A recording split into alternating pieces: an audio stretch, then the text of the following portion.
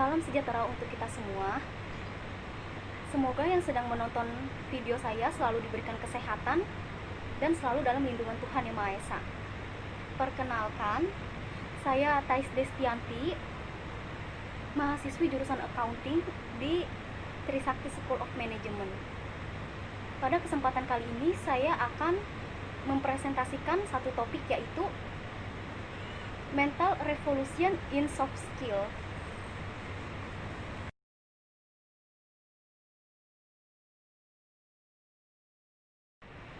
Saya akan memberikan roadmap yang telah saya buat terlebih dahulu. Pertama, topik presentasi Mental Revolution in Soft Skill.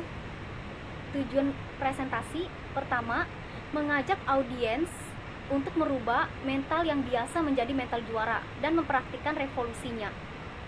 Kedua, menanamkan tingkat kepercayaan dalam diri seseorang. Audiens yang cocok yaitu mahasiswa, mahasiswi, dan karyawan.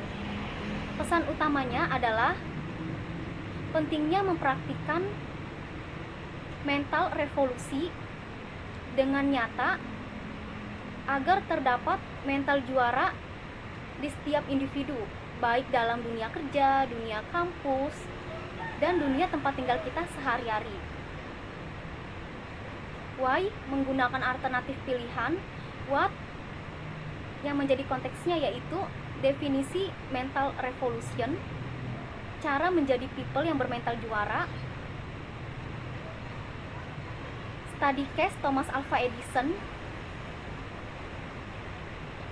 Di bagian akhir ada lagu Bon Jovi yang telah saya masukkan yang berjudul It's My Life. Dan terakhir, goal setting. How to, bagaimana cara Thomas Alva Edison menemukan lampu listrik yang dari tidak kurang 9.000 kali gagal sampai akhirnya ia berhasil dan lampu listriknya digunakan di seluruh dunia. Call to action, saya menggunakan quotes.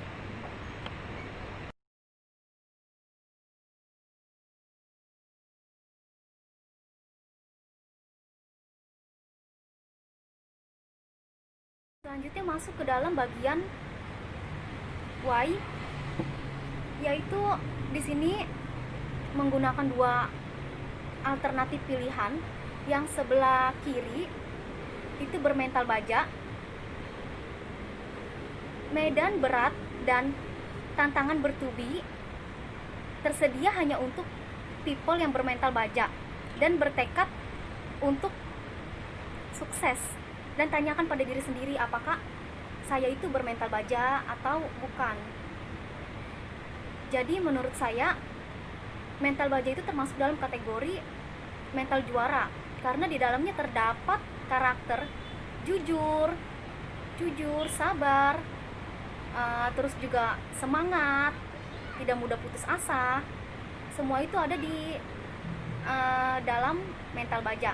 Dan yang di sebelah kanan adalah mental tempe, yang dimana mental tempe itu seperti kita ketahui, mental tempe itu orang yang mudah putus asa. Dia nggak siap untuk menghadapi sebuah tantangan, atau dia akan mundur terlebih dahulu sebelum dia melakukan sesuatu.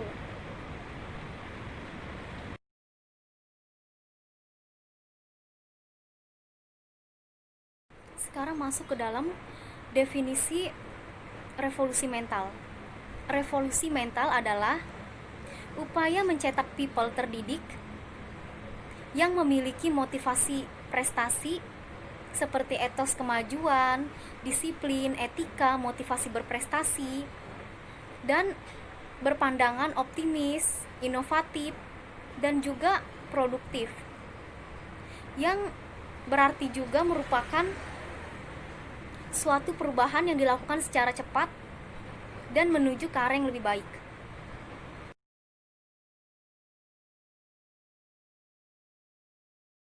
Selanjutnya saya akan membahas cara menjadi manusia bermental juara.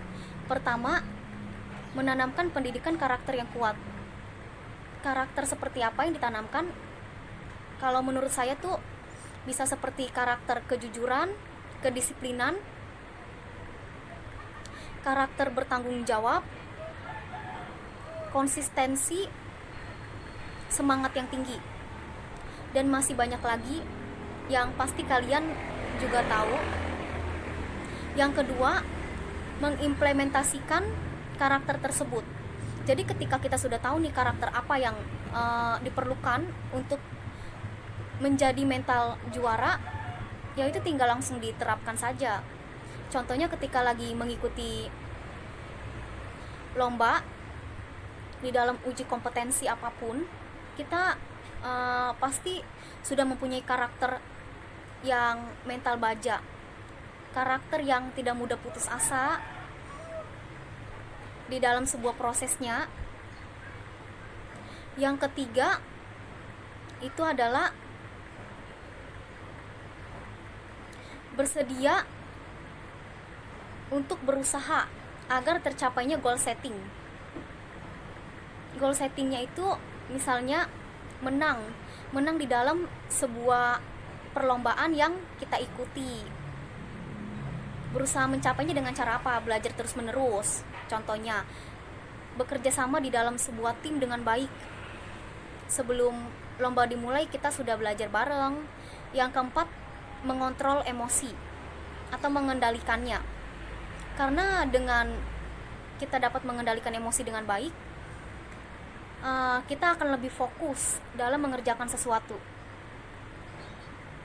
Jadi kita akan mempunyai semangat juga yang tinggi. Yang kelima, percaya diri. Percaya diri ini sangat penting sebelum kita memulai lomba tersebut. Ya iya, kalau misalnya nggak memiliki kepercayaan diri, ngapain kita ikut lomba kan?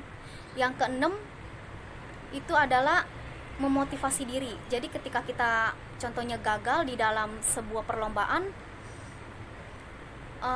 bukan berarti kita tuh nggak bisa untuk menang, tetapi mungkin emang cuman kurang persiapan aja, dan kita bisa mencobanya di lain waktu. Jadi harus dapat memotivasi diri sendiri.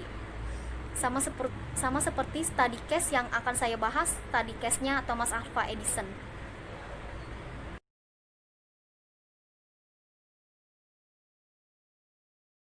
Sekarang masuk ke dalam study case Thomas Alva Edison. Thomas Alva Edison adalah penemu yang memegang rekor paten sebanyak 1093. Ini merupakan sedikit biografinya ya.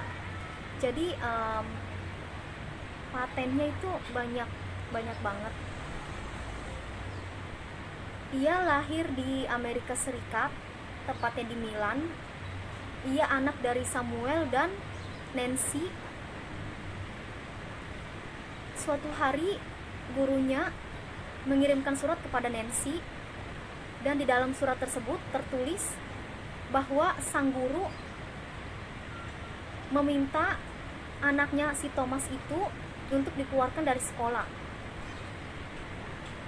Dia meminta agar, intinya gurunya itu meminta agar Nancy, orang tua dari Thomas, mengeluarkan Thomas dari sekolah karena dianggap bodoh. Tetapi ibunya tidak terima, dan ia meremas surat tersebut, dan ia berbicara bahwa anak saya tidak bodoh, saya yang akan mengajari dan mendidiknya.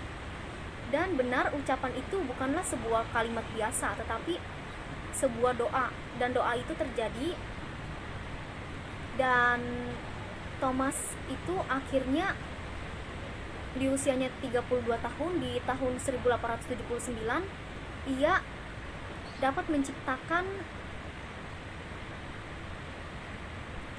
lampu pijar listrik, dan pada saat itu malam tidak menjadi gelap gulita lagi. Ceritanya seperti itu.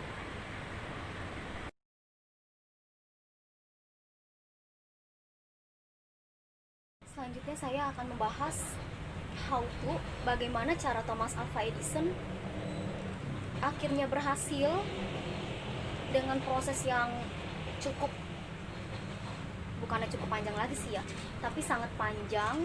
Dan akhirnya penemuannya berhasil dan menciptakan bola lampu pijar yang dapat digunakan di seluruh dunia. Pertamanya Thomas Alva Edison, yang ia habiskan sangat banyak, mulai dari waktu, tenaga, uang, bahkan pikirannya semuanya dicurahkan. Uang sebanyak $40.000 dihabiskan, dan pada masa itu uang tersebut bukanlah angka yang rendah. Dan hambatan yang dihadapi oleh Thomas Alva Edison yaitu percobaan yang dimana ketika lampunya dialiri arus listrik, bola lampu, maksudnya balon yang berbentuk di dalamnya itu, yang bola lampu itu terbakar. Maka dari itu Thomasnya terus berusaha untuk menemukan bahan yang sesuai agar pas uji cobanya lampunya itu, yang bagian dalam balon bola lampunya itu tidak terbakar. Percobaannya sudah menghabiskan 6.000 bahan,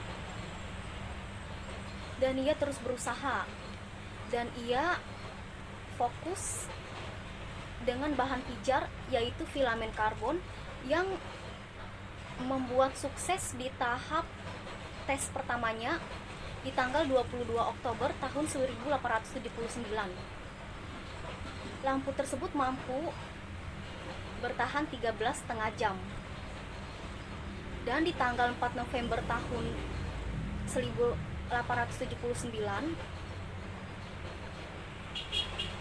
yang dimana Thomas juga telah menyempurnakan lampunya. Maka setelah itu ia mendaftarkan hak patennya. Paten yang didaftarkan adalah lampu listrik yang menggunakan seutas karbon atau lempeng karbon yang dililitkan dan dihubungkan ke kawat platina. Seiring berjalannya waktu, Edison dan tim menemukan bahan yang lebih bagus lagi, yaitu karbon bambu, yang membuat lampu bertahan hingga 1.200 jam.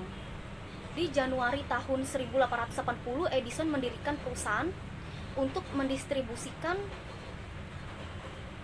lampu tersebut yang menjadi kebutuhan harian untuk menyinari kota. Edison juga mendirikan perusahaan Illuminating yang diganti menjadi perusahaan General Electric Corporation. Bola lampu pijar ini memiliki tingkat kehampaan yang lebih baik dan daya tahan yang lebih tinggi, sehingga dapat dipakai di banyak rumah penduduk. Mulai hari itu, bola lampu pijar menjadi bagian dari hidup manusia.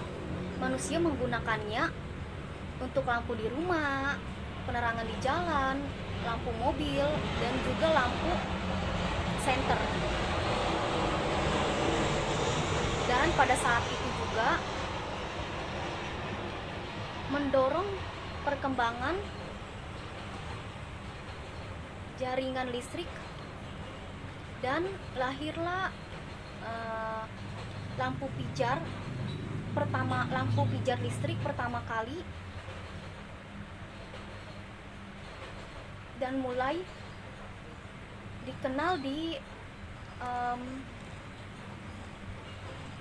dikenal di banyak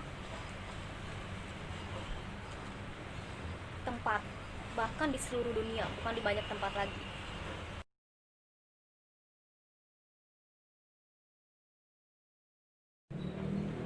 Dan sekarang kalian dapat lihat gambar lampu yang telah saya masukkan ke dalam slide yang sudah jadi. Ini sangat bagus ya, dengan proses yang sangat panjang sekali. dan emang kaitannya sangat tepat dengan topik saya, yang dimana revolusi mental di dalam soft skill, yaitu sifat yang tidak pantang menyerah, berusaha terus.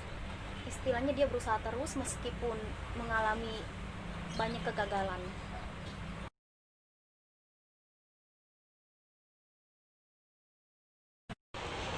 Sekarang masuk ke dalam yang terakhir, yaitu call to action. Saya menggunakan quotes Thomas Alva Edison yang berbunyi, "Genius adalah 1% inspirasi dan sisanya 99% adalah keringat. Tidak ada yang dapat menggantikan kerja keras." Dan menurut saya, mental apa yang Anda pilih itu menentukan keberhasilan Anda. Jadi untuk kalian jangan pernah takut gagal. Di slide terakhir saya juga telah menyisipkan sebuah lagu Bon Jovi yang berjudul It's My Life. It's My Life menurut saya sangat sesuai dengan topik yang saya presentasikan, karena mengandung arti doa diam-diam untuk orang yang kehilangan keyakinan, dan juga memilih sekarang atau tidak selamanya untuk mencoba, kalau dikaitkan dengan yang study case dari Thomas Alva Edison. Terima kasih atas perhatiannya. Semoga presentasi saya bermanfaat untuk kalian yang menonton. Jangan lupa di like, subscribe, dan komentar.